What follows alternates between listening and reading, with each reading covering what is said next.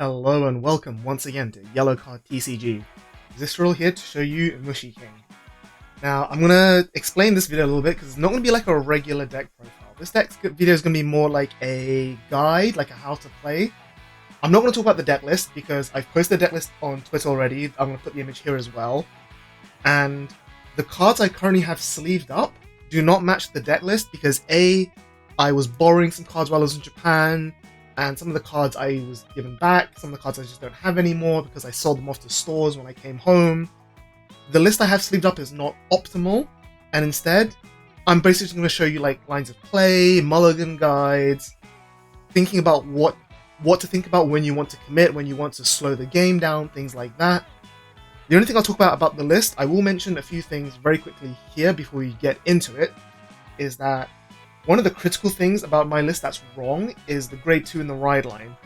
You realistically want to have the paper grade 2 ride line, and that's relevant because of the way the crest works, which I'll explain in a little bit for those of you who don't know how the deck works.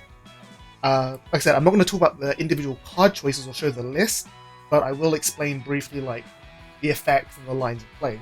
But basically, you're going to have one of each order card in the order zone, and when your unit attacks, you can rest an order card with grade less than or equal to your vanguard, and then apply effects based on some stats.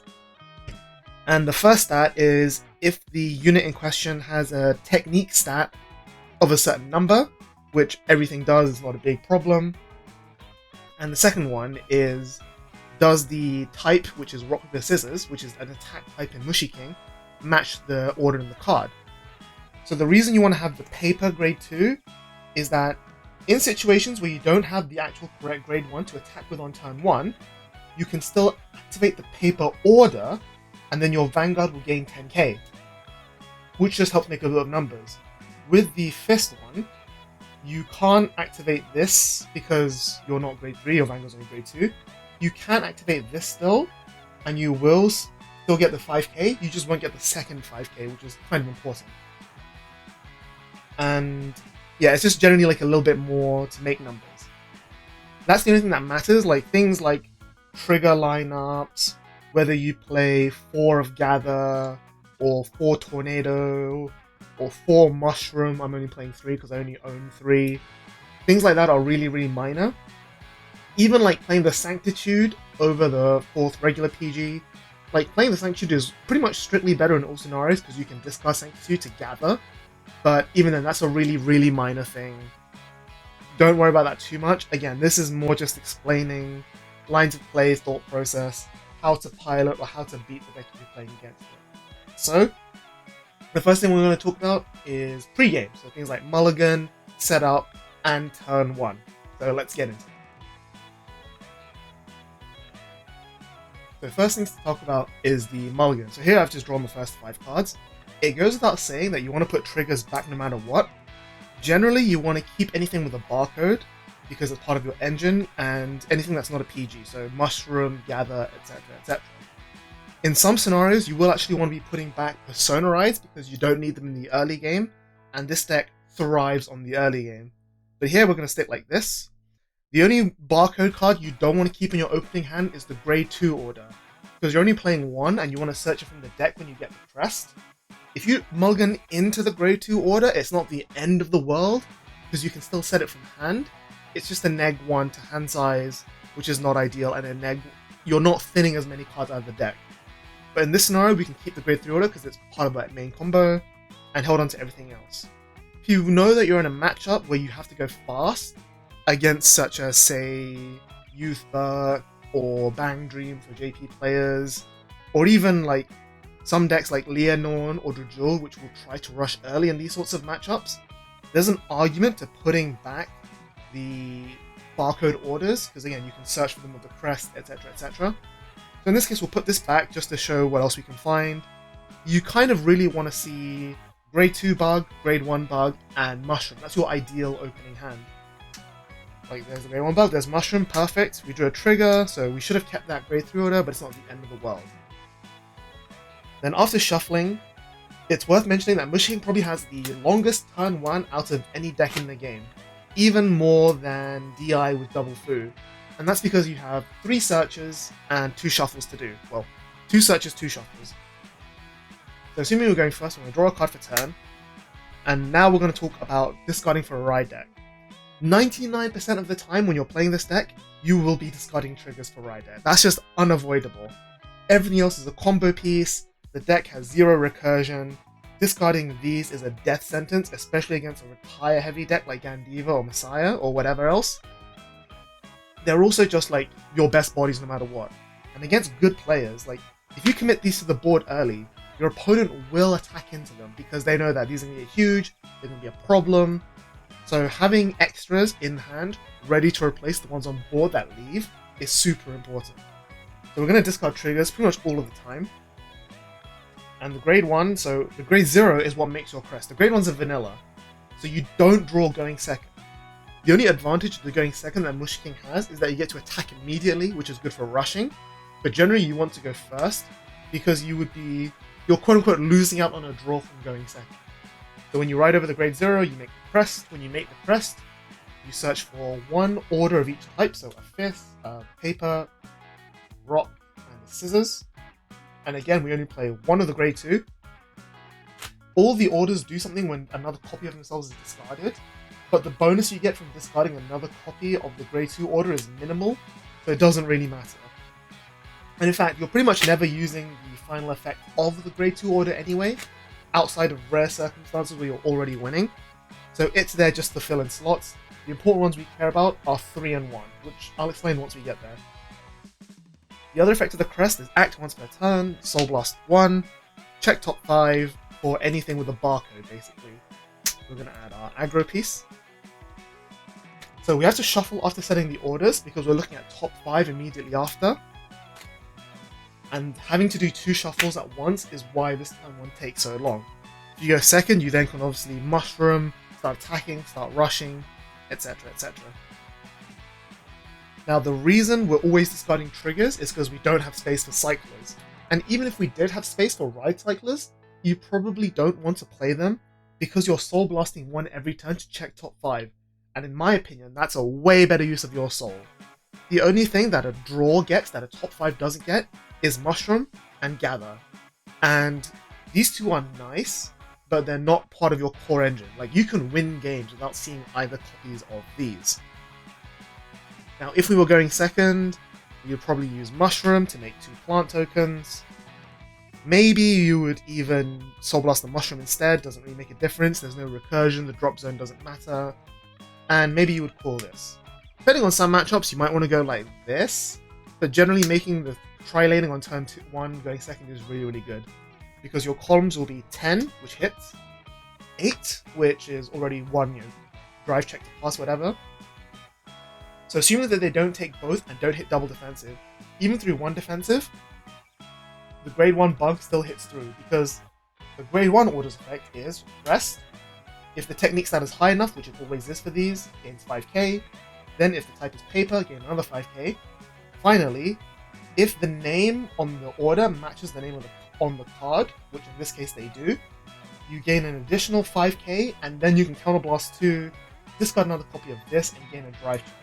So during your Persona Ride full combo turns, you'll be doing 6 drive checks, which is actually pretty crazy. But it means that even if they hit a defensive on this one, Vanguard is 1 to pass. If it doesn't hit, no big deal. It's still drive check, it's still pressure, whatever. And this is always going to be 23k base minimum when it attacks. Obviously, it's an 8k during your opponent's turn that they can still attack into, but you always hit over at least 1 trigger, which is what's really, really good here. Again, you'll take some damage.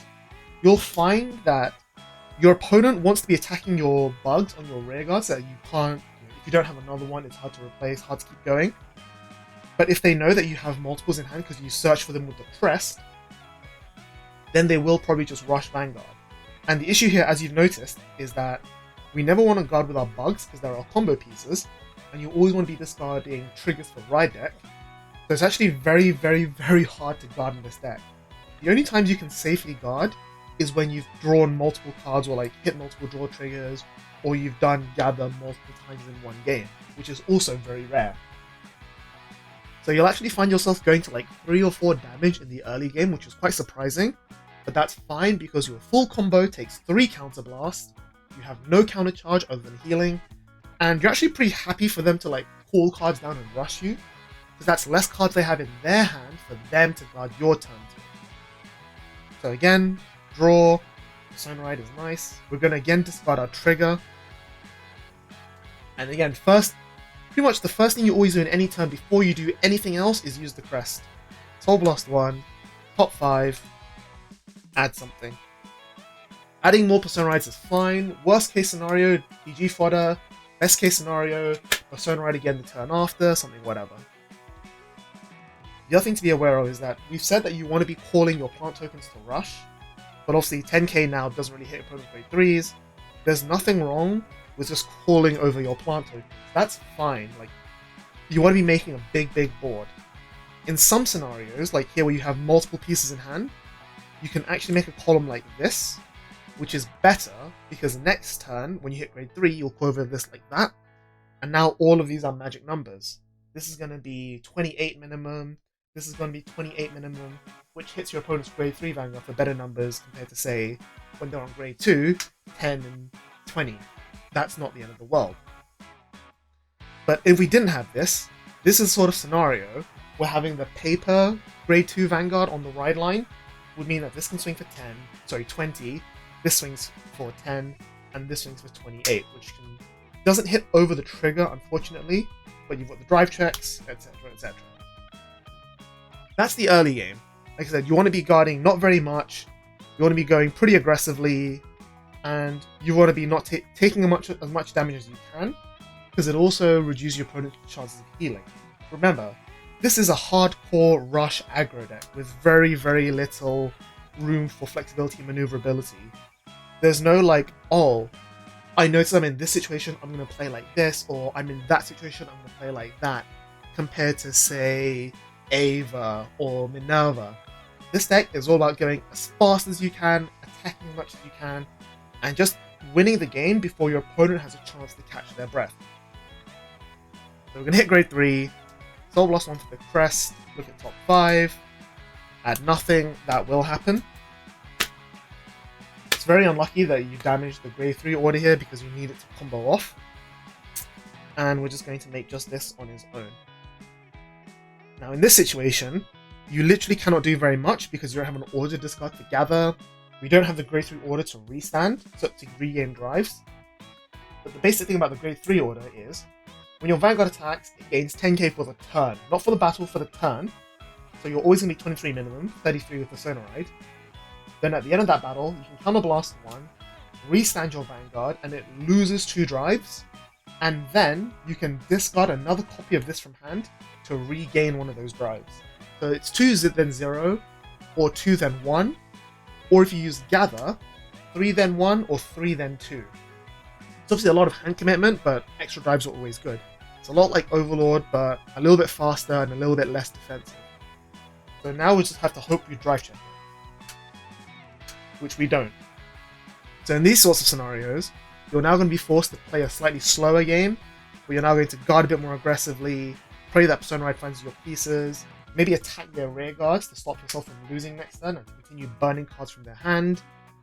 But this is what I mean by the deck itself has no control over the speed, the tempo, the momentum, or like how you're playing the game. What matters is, am I seeing my combo pieces to rush? And if not, what's the best offense I can put forward without having to lose the game? So, in an ideal scenario, just going to search it to hand just to guarantee we have it. Search this as well, and then gather, because that's what we need to play. On your Persona Ride, here's what a full combo looks like. Let's say we draw this Persona Ride. You'll activate Gather. You need to hold on to these because they're your engine pieces.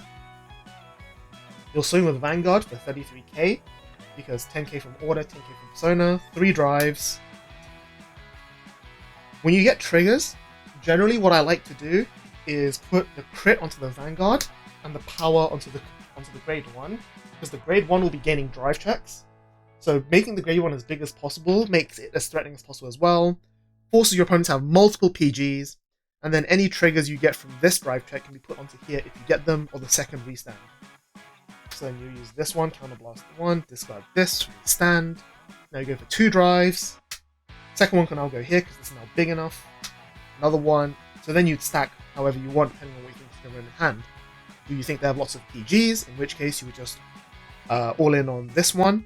If you think they don't have a PG, you all in on this one, make them possible to guard. Draw the card, doesn't really matter.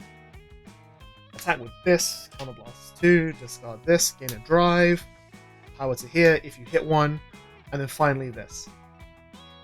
That's what the full combo looks like. It's surprisingly effective, and the reason this deck is actually not awful at playing the long game is, as you've noticed, we did 6 drives on that turn, all of which have shield value, a lot of which are triggers, which this deck can then use, because all of your discarding for restand effects discard orders, which you search for from soul blasting one of the top 5. So everything you drive check can be held onto. Everything you draw can be used for guarding, because everything you need to combo all of your pieces can be searched off the crest. Additionally, because you're soul blasting one, looking at top 5, adding something that's not a trigger every turn, the deck generates a surprising amount of compression. A lot of the times you will reach late game stages where the only non-trigger cards left in your deck will be PGs and Gather and maybe Mushroom. And even then, you can draw into 1 or 2 of those as the game goes on, so the chance of hitting triggers is actually surprisingly high, which makes the deck surprisingly tanky when you're drawing like 3 to 4 cards a turn, at least one of which is probably going to be a trigger, and you're then thinning non-triggers out of the deck. Even if you check no triggers during the drive checks, that's going to make you more likely to check them in the defensives, which is again really, really good. I'm not going to go into detail about every single matchup the deck can play, because there's a lot of decks that will be in tier 1, JP meta is different to English meta, etc, etc. But generally for fast rush style decks like this, the matchup doesn't really make a difference. You are afraid of things like Gandiva that can wipe your board, but against Gandiva, the obvious answer is to never ever put the grade 1 in the back row. Like, don't ever make this column. Your board should only ever look like this. Maybe tokens at best that might get retired. Nothing else in the back row.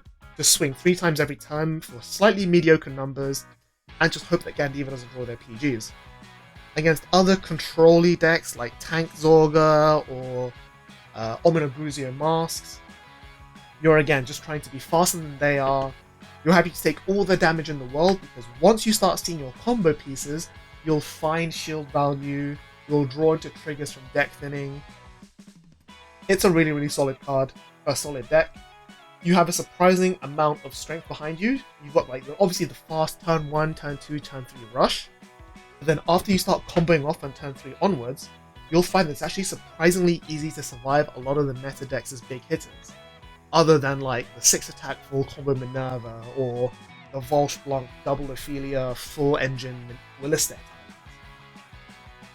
Beyond that, I do expect this deck to see a lot of play going into the English GPT-13 meta, because we don't have Bang Dream, so this is the only other real rush deck that English will have access to, and that's the only real way of keeping decks like Drajuld and Leonorn in check. So that's it for this 10-15 minute guide, very, very fast. This should be everything you need to learn to play the deck. Again, I'll put the deck list back up on the screen so people can see it, so you can copy it. Once you read all the cards, it becomes pretty straightforward. The crest is pretty much the main thing you need to read. All the effects you'll be using come from here. And all you need to remember is that all of your one vanilla unit of each grade per turn can get plus 10k. The grade 1 gets another 5 and can drive check. Grade 3 restand loses drive. That's like the deck in a nutshell. Again, discard triggers for ride deck. Sometimes discard Gather for ride deck. Very rare, but sometimes. You basically never want to discard a barcode for ride deck. And you just want to thin out for combo pieces and try and rush your opponent down. Right, that is probably the fastest I've ever talked throughout a video non-stop, in one continuous take as well.